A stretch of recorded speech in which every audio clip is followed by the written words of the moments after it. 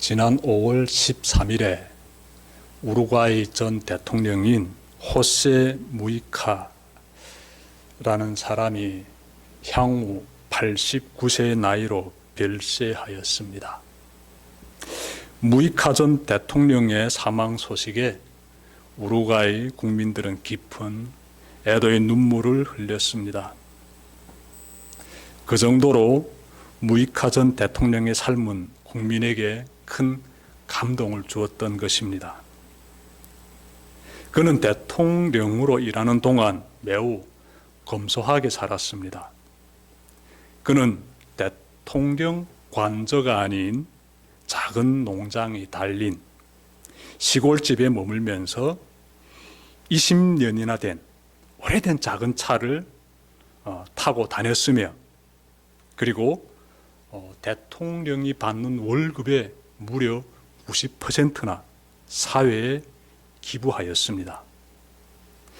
뿐만 아니라 우루과이가 직면한 빈곤과 이 실업률을 역사상 최저 수준으로 낮추는 데 기여했습니다. 대통령 한 사람이 청빈과 나눔의 삶을 실천하자 많은 가난한 사람들이 혹독한 고통에서 벗어날 수가 있었습니다. 이것은 무엇을 말해줍니까, 여러분? 우리가 자신의 삶의 자리에서 청빈과 나눔의 삶을 실천할 때 어려움 가운데 있는 누군가가 고통에서 벗어난다는 것이에요. 하나님은 우리가 이렇게 살기를 원하십니다. 그것은 조건 없는 섬김으로 말입니다.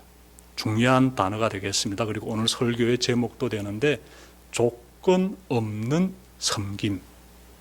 이 삶이 너무나 중요하고 하나님은 우리가 그런 삶을 살기를 원하십니다.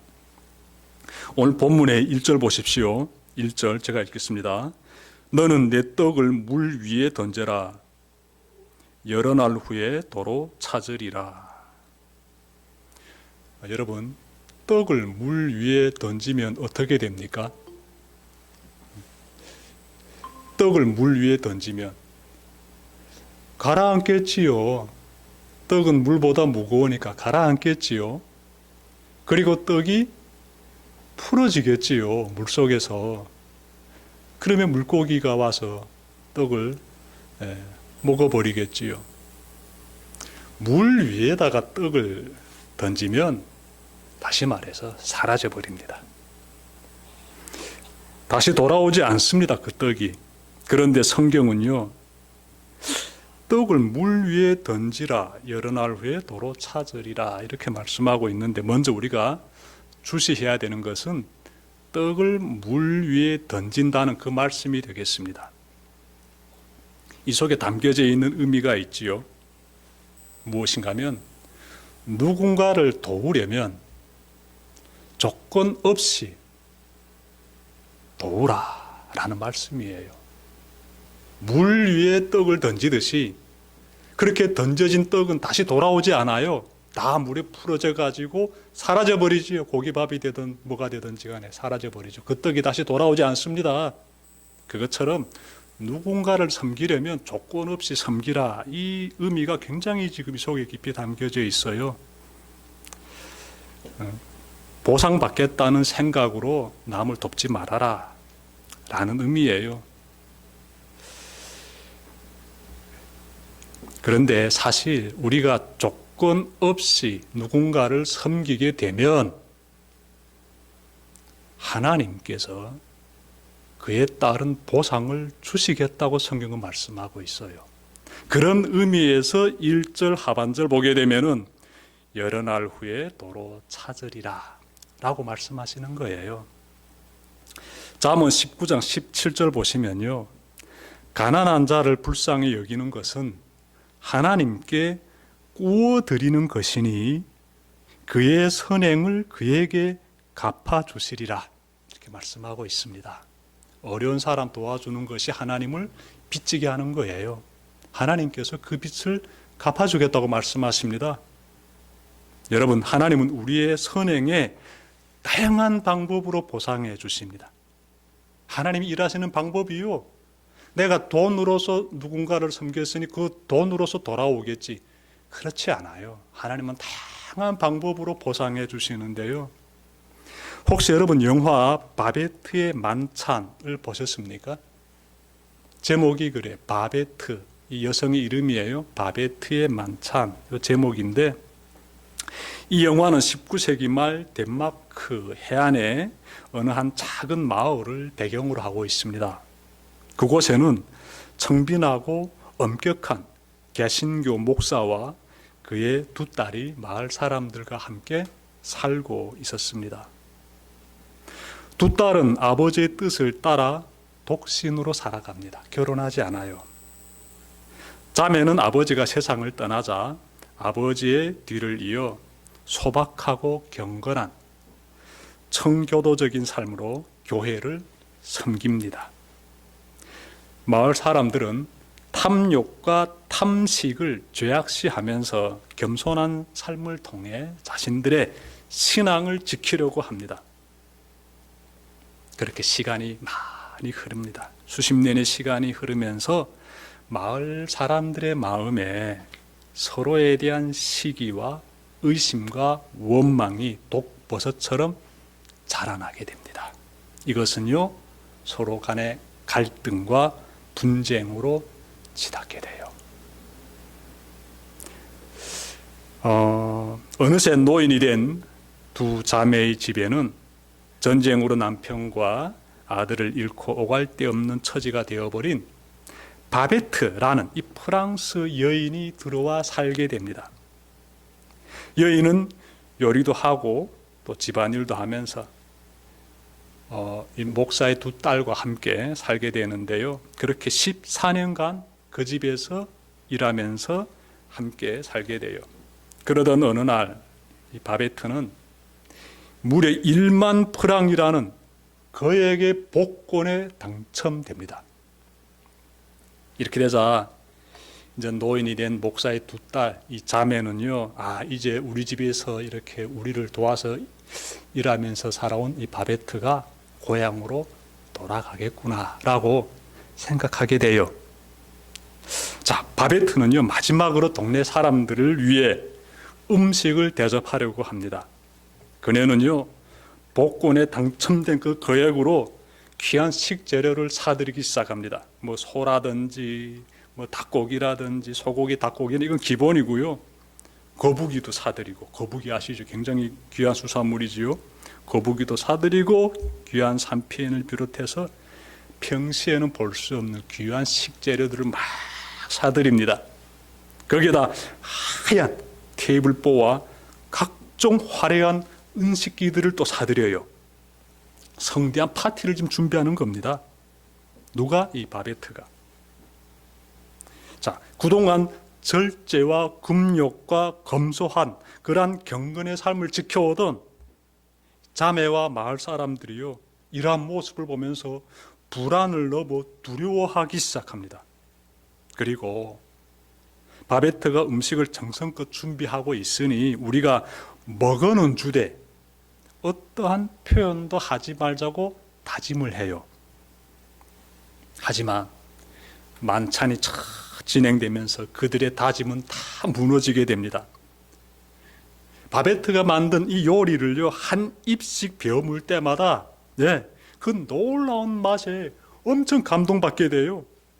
여러분, 사실 바베트는요, 전직 레스토랑 수석 요리사입니다.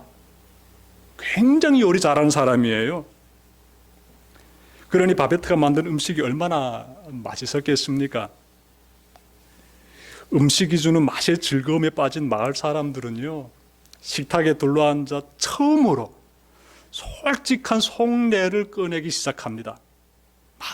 서로 간의 대화가 오고 가게 돼요.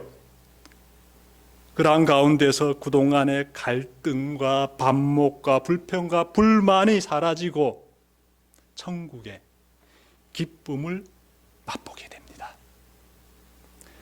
감동의 만찬이 끝났습니다. 자, 하지만 바베트는 프랑스로 돌아가지 않습니다. 아니, 돌아갈 수가 없어요.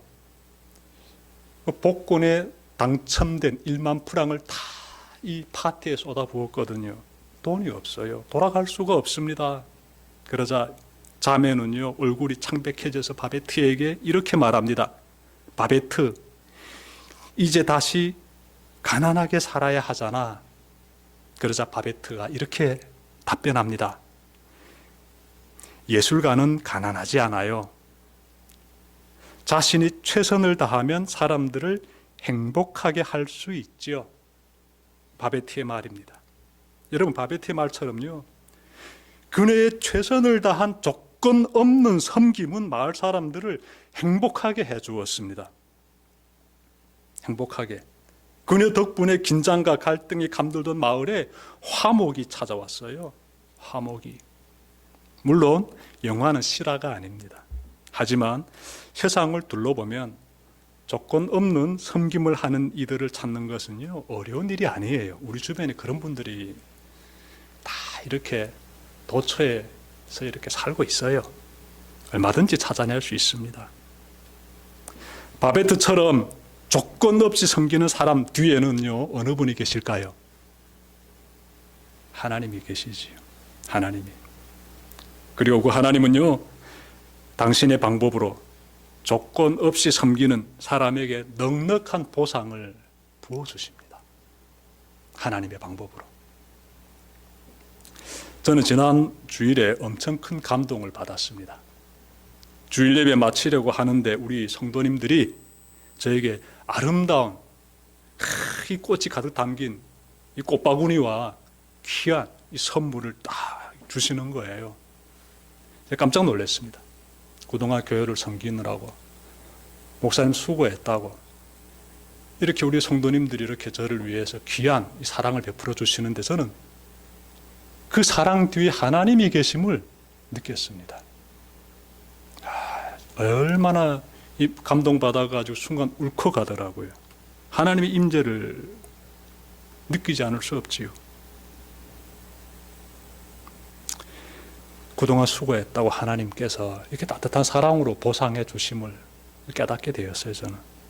여러분, 1절 말씀 보십시오. 너는 내 떡을 물 위에 던져라. 여러 날 후에 도로 찾으리라. 전도서의 이 말씀은 오늘날도 우리 인생에서요, 충분히 경험이 되는 은혜로운 말씀이에요. 하나님 앞에서 조건 없는 이러한 섬김을 실천할 때 하나님께서 보상해 주십니다. 꼭 명심하시길 바라요. 그래서 우리의 섬김은 더 기쁜 거예요. 감사한 것이죠. 조건 없이 섬길 때 우리가 실천해야 되는 두 가지가 있습니다. 그것은요, 섬김의 다양성과 그리고 지속성이 되겠습니다. 다양성과 지속성 굉장히 중요합니다. 여러분 2절 보십시오. 7에게나 8에게 나눠줄지어다 무슨 재앙이 땅에 임할는지 내가 알지 못함이니라. 예. 하나님은 조건 없는 섬김을 7사람에게나 8사람에게 베풀기를 원하십니다. 그래서 여기에서 7에게나 8에게 나눠줄지어다 라고 말씀하시는 거지요. 이 말씀 속에서 조건 없는 섬김의 다양성과 지속성이 강조되고 있습니다. 먼저 다양성을 찾아봅시다. 여러분, 7에게나 8에게라는 말씀은요, 섬김을 한 사람에게만 집중하지 말라는 의미를 담고 있어요. 한 사람만 아니라 여러 사람을 섬겨야 한다라는 의미에서 7에게나 8에게라는 말씀이 제시되고 있는 것이지요. 따라서 우리는 특정 한 사람에게만 조건 없는 섬김을 베푸는 것이 아니라 여러 사람에게 그 조건 없는 섬김의 그 귀한 그 나눔을 베풀어야 돼요. 하나님 그런 걸 원하십니다. 다음은요, 조건 없는 섬김의 지속성을 찾아봅시다. 사실 이 지속성이 다양성도 중요하지만 이 지속성이 더욱 중요합니다. 조건 없는 섬김을 어떻게 꾸준히 해야 한다는 거예요. 한 번 하고 그치는 것이 아니라 꾸준히 해라. 그런 의미에서 7에게나 8에게라는 이러한 말씀들이 나오고 있는 것이에요. 지속성이지요. 한 번 하면 안 된다. 여러 사람에게 꾸준히 베풀어야 한다라는 말씀이 되는데요. 오늘은 어려운 가운데 있는 A라는 사람을 도와줬다면 내일은 또 다른 어려움 가운데 처한 사람 B라는 사람 도울 수 있어야 한다라는 말씀이 되겠습니다. 그런데 이러한 삶을 실천하는 것이요, 어렵습니다. 쉽지 않습니다.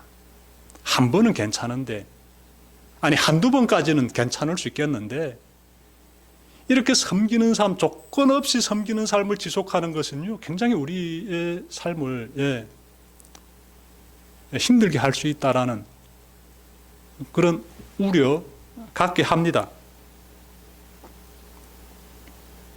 제가 여러 탈북민에게서 종종 듣는 하소연이 있습니다.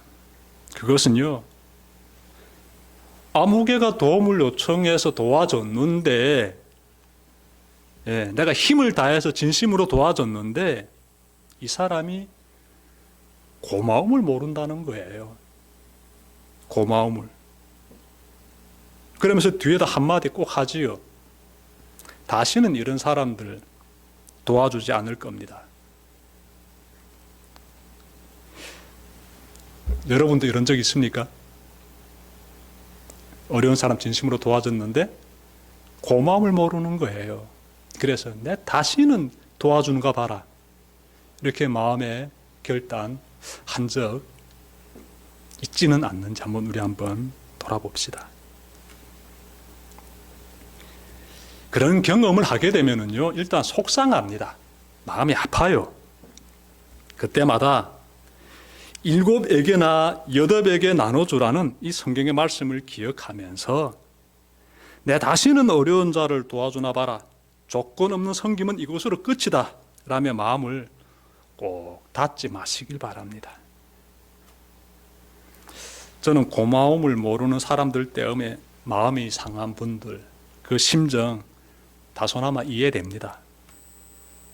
제가 그동안 여러 탈북민들을 겪어봤는데 그들 중에는 작은 도움이라도 받으면 그것을 기억하며 고마워하는 사람들이 있는가 하면 그렇지 않은 사람들도 있습니다. 그런데 고마움을 모르는 사람이 좀 많은 것 같아요.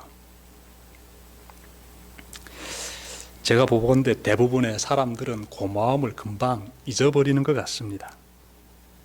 그때면 저도 인간인지라 실망에 빠지게 되고 좀 속상하고 마음이 아픕니다.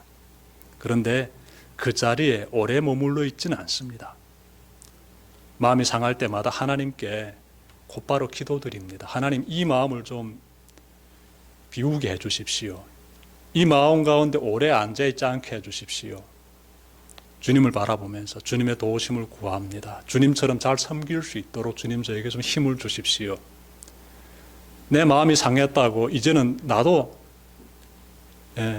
다른 사람들처럼 조건 없는 섬김 그만하겠습니다. 이런 마음 내가 가질까 봐 두렵습니다. 하나님, 저를 좀 도와주세요 라고 정말 간절히 기도드립니다. 그때마다 하나님께서 힘 주세요. 주님의 마음을 다시 갖도록 도와주시더라고요. 내가 할 수 있는 선에서 최선을 다할 수 있는 힘 주시더라고요. 그 힘을 경험하면서 우리도 조건 없는 섬김 실천하는, 지속적으로 실천하는 그런 삶을 살아갈 수 있기를 바랍니다. 조건 없는 섬김을 지속하려면요, 우리의 삶이 안정되어야 되며, 그리고 타산을 앞세우지 말아야 합니다. 이 부분을 우리가 오늘 본문 말씀에서 찾아볼 수 있는데요. 3절과 4절 보십시오. 구름에 비가 가득하면 땅에 쏟아지며 나무가 나무로나 북으로나 쓰러지면 그 쓰러진 곳에 그냥 있으리라. 4절, 풍세를 살펴보는 자는 파종하지 못할 것이요 구름만 바라보는 자는 거두지 못하리라. 이렇게 말씀하고 있지요. 여러분, 구름이 짙게 드리워진다는 것은요, 곧 비가 내린다는 것이지요.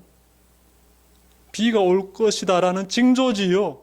그때 구름이 짙게 드리워지게 되지요. 자연의 모습에서 우리가 한 가지 깨닫게 되는 것이 있습니다. 구름이 작은 물방울이 맺히기까지 공중에 머물듯이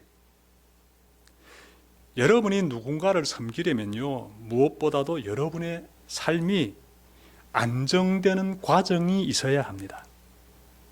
다시 말해, 여러분의 삶이 위태로우면 다른 사람을 도울 수가 없어요.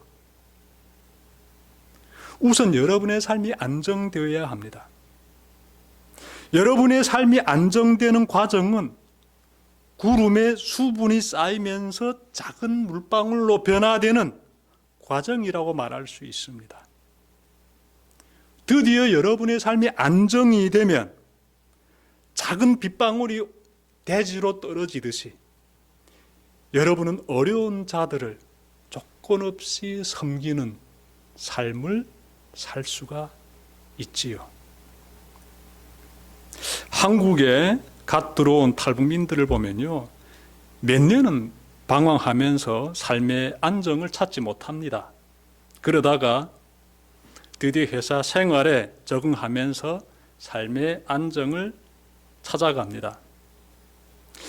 이때부터는, 다시 말씀드리면 한국에서 드디어 삶의 안정을 딱 찾게 되면은 그때부터는 조건 없는 섬김의 삶을 살아야 합니다. 어려운 자들 보게 되면 조건 없이 섬길 수 있어야 합니다. 하나님 그런 삶을 원하세요. 그런데 제가 본 여러 탈북민들은요, 안정된 삶의 궤도에 딱 들어서니까 남을 섬기기는 고사하고 그때부터 더 탐욕에 빠져들더라고요. 자신의 그 욕망, 욕구를 채우기 위해서 아주 올인합니다. 인생을 쏟아붓습니다. 다 그런 건 아닌데 그런 사람들이 종종 보이지요. 이런 삶은 지혜롭지 못한 인생이에요. 그런가 하면 또 다른 탈북민들은요, 늘 자신의 형편이 부족하다면서 불평하며 선한 일에 헌신하기를 주저합니다. 타산을 많이 세워요. 내 형편을 이렇게 쫙 살펴보면서 타산 딱 잡아보니까 내가 지금 남을 도울 수 있는 상황은 아니야. 말씀 보게 되면 보십시오.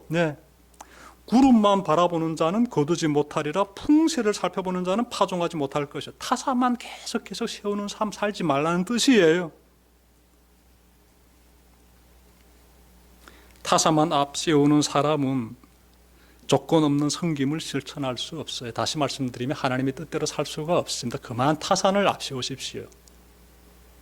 여러분, 나에게 아늑한 보금자리가 있고 내가 일할 수 있는 건강과 지혜가 있고 내 생계를 이어갈 수 있는 일터가 있다면 여러분의 삶은요, 안정된 삶입니다. 제가 빈소리 하는 게 아니에요. 제가 그 삶을 지금 살고 있습니다. 여기까지 오게 된 것이 내 공로가 아닌 보이지 않는 하나님의 덕분이에요. 이 안정된 지금의 이 삶자리까지 올 수 있었던 것은 하나님의 도우심 덕분이에요.